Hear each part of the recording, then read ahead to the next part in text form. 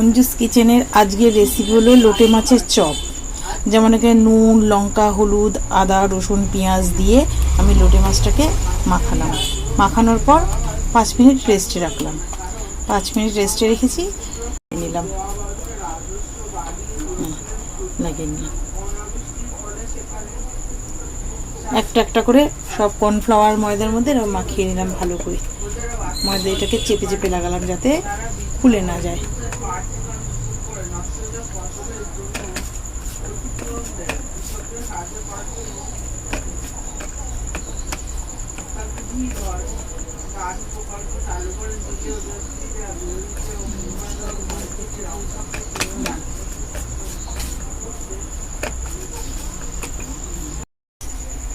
এটাকে আবার আমি কর্নফ্লাওয়ার ময়দার বেসনের গোলার মধ্যে ডুবে দিলাম।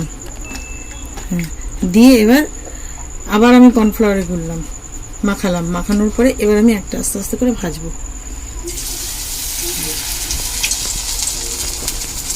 প্রথমে আমি গোলাটার মধ্যে মিশিয়ে নিলাম, ডুবিয়ে নেওয়ার পরে তারপরে এবার কর্নফ্লাওয়ারের মধ্যে মাখালাম। মাখিয়ে চেপে চেপে এবার আমি কিছুটা সর্ষের তেল দিয়ে দিলাম।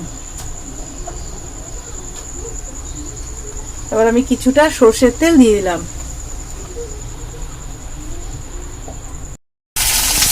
হাই ফ্লেমে এবার তেলটাকে ঘুরিয়ে ঘুরিয়ে আস্তে আস্তে চারিদিকে যেটাকে ভাজতে হবে, কড়া করে গ্যাসটা কমিয়ে দিতে হবে।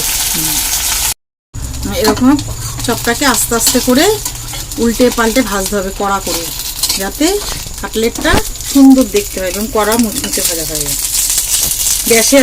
গ্যাসের আগুনটা একটু কমিয়ে দিতে হবে,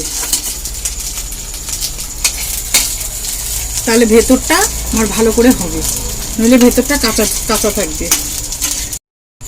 এবার এটা হয়ে গেছে, আর একটা একটা করে আমি সাজিয়ে দিলাম থালাতে।